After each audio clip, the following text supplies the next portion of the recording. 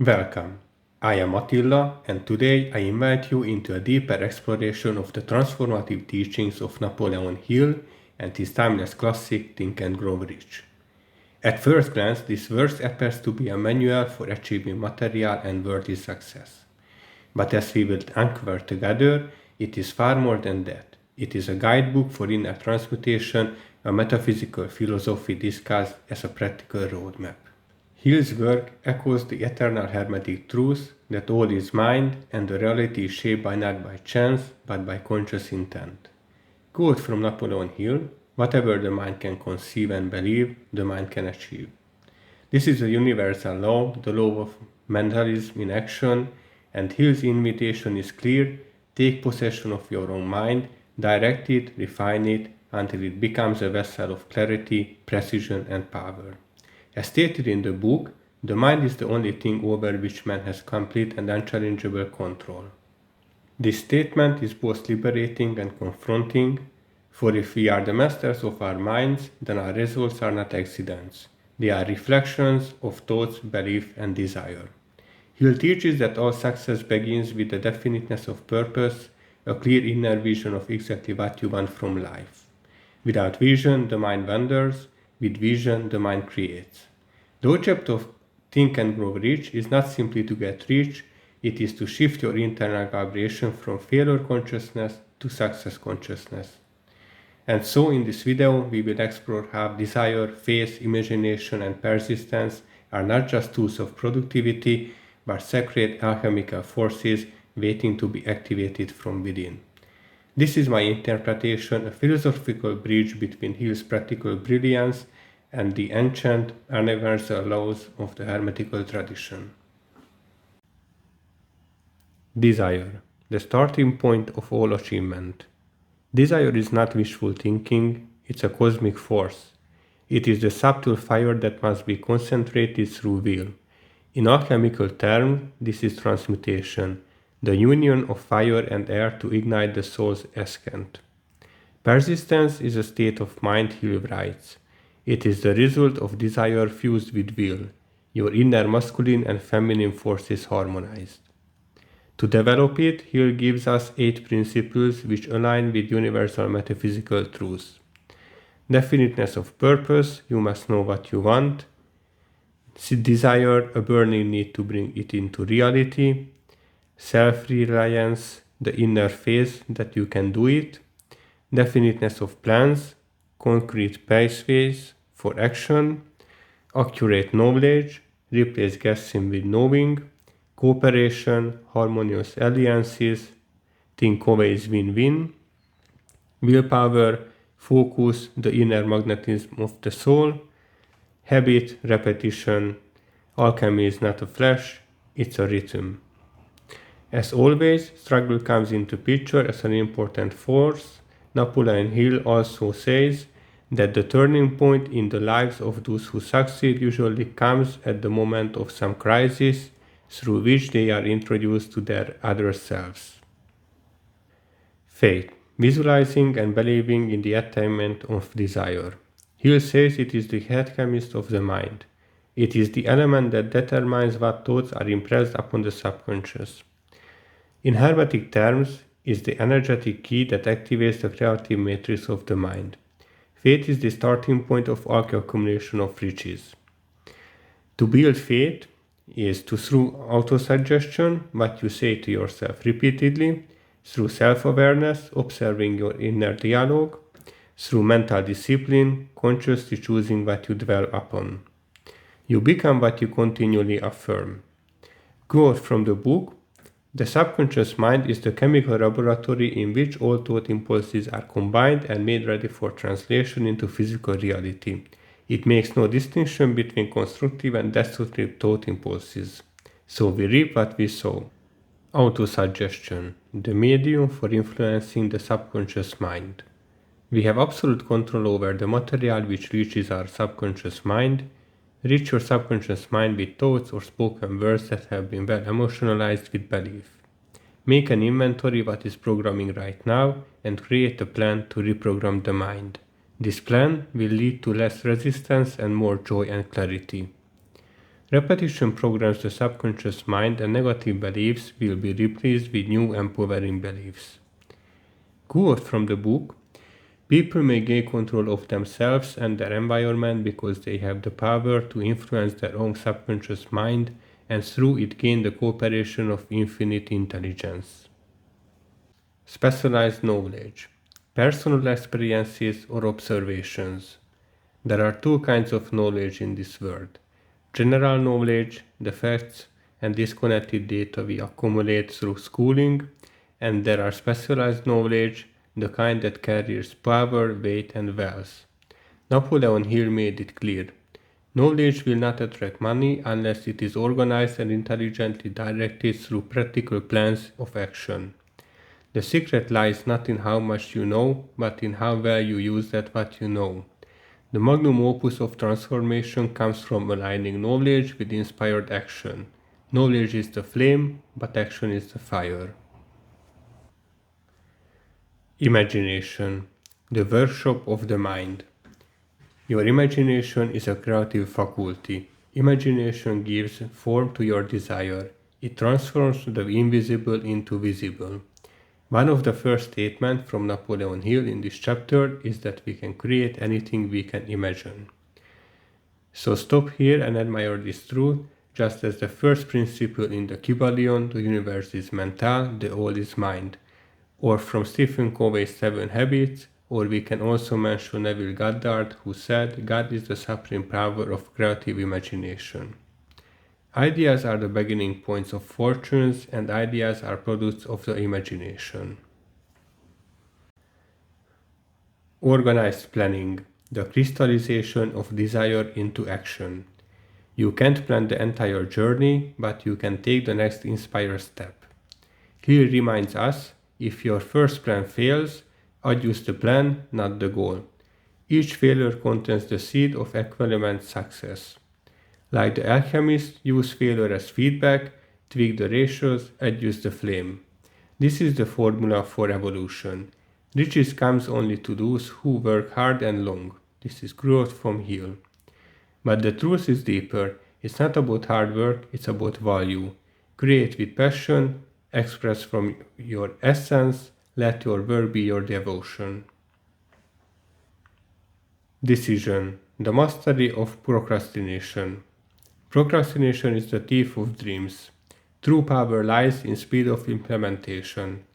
Act on inspiration immediately, not impulsively but decisively.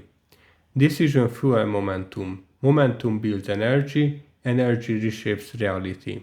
There is no perfect moment. The perfect moment is created through movement. Persistence, the sustained effort necessary to induce faith. To persist is to become unbreakable, to feel the storm and still choose to move forward, to be rejected and still believe in your vision, to be misunderstood and still stay faithful to your higher path. Persistence is the silent armor of the awakened soul. It is the alchemical shield against fear, doubt and defeat. How to develop persistence is with a definite purpose backed by burning desire, with a definite plan expressed in continuous action, with a mind closed against all negative influence, with friendly alliance to motivate and encourage each other. This is mental transmutation in motion. This is the hermetic path of inner mastery. Quote from the book: the starting point of all achievement is desire.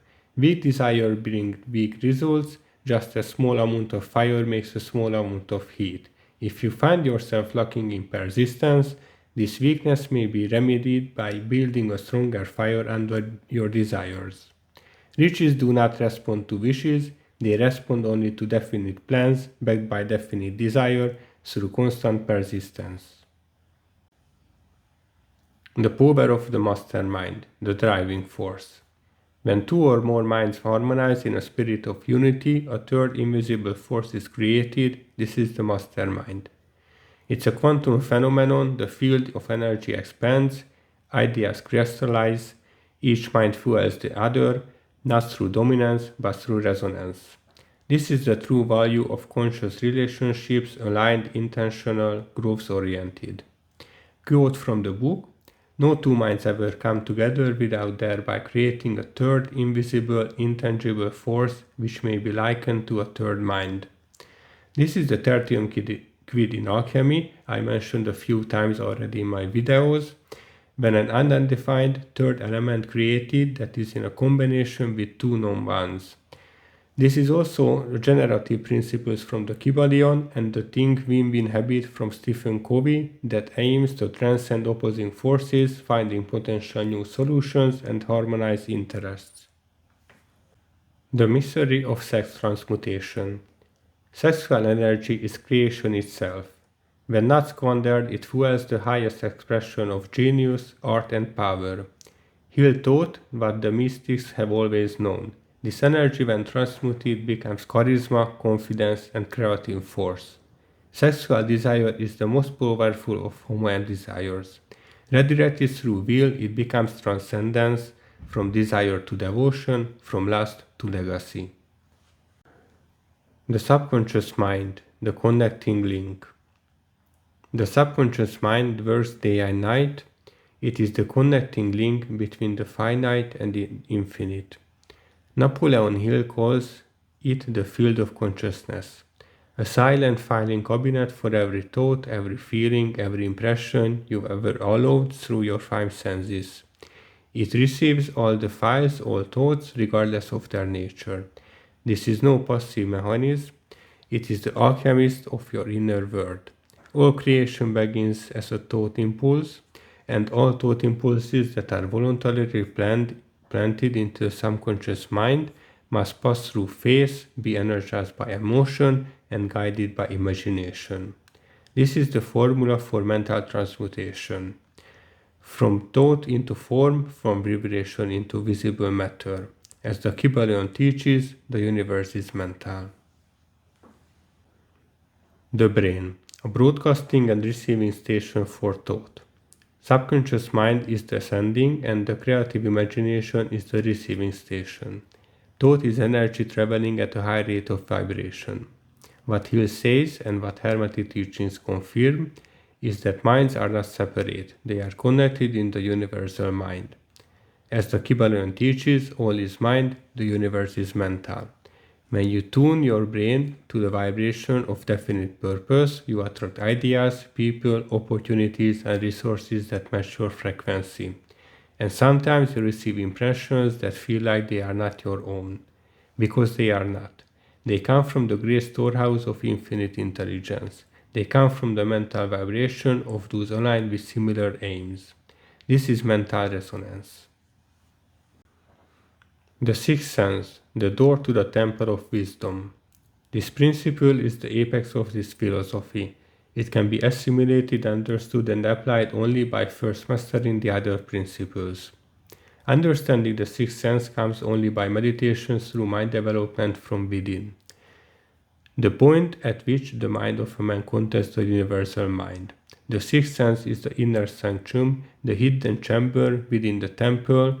It is where you no longer seek but receive, no longer strive but align. Quote from the book, "The sixth sense is the portion of the subconscious mind that has been referred to as the creative imagination.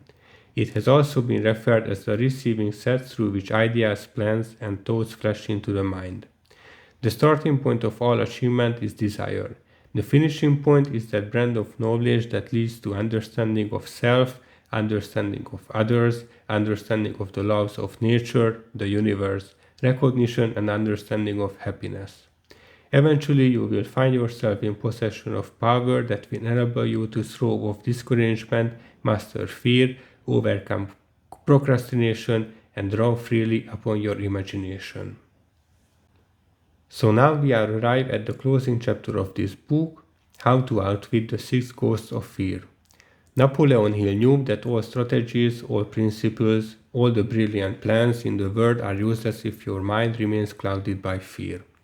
Fear is the great saboteur, the silent thief, and it always begins the same way, with indecision and doubt. Fear is only a state of mind, and one state of mind is subject to control and direction. These six ghosts are fear of poverty, criticism, ill health, loss of love, old age, and death. But they are illusions, separations of our lower nature. And to conquer them, we must reclaim our inner dominion, the sacred power of choice. This is our true free will. Hill warns us of the devil's workshop of susceptibility to negative influences, the subtle force that creeps in when our mind is left unguarded. This is not paranoia, it is vigilance.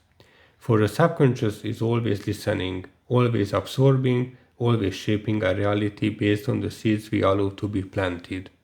To guard against it, we must recognize our willpower and put it into disciplined use until it becomes second nature. We must acknowledge the pull of mental laziness and choose effort over ease. We must build daily habits that counteract fear and invite faith. And above all, we must surround ourselves with the right influences, those who spark our highest thinking and boldest actions.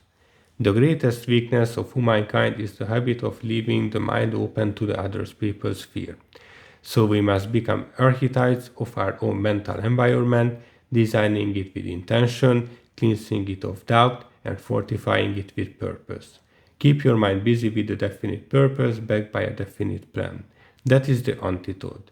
Because in the end, your mind is the sacred temple. What you allow in will shape your world. And as he reminds us, life is energy, therefore death is a mere transition. The philosophy is not just about riches in the material sense, it is about freedom. Freedom for fear, freedom from limitation, freedom to imagine, create, and live from your highest self. So take possession of your mind and let it serve your greatest vision.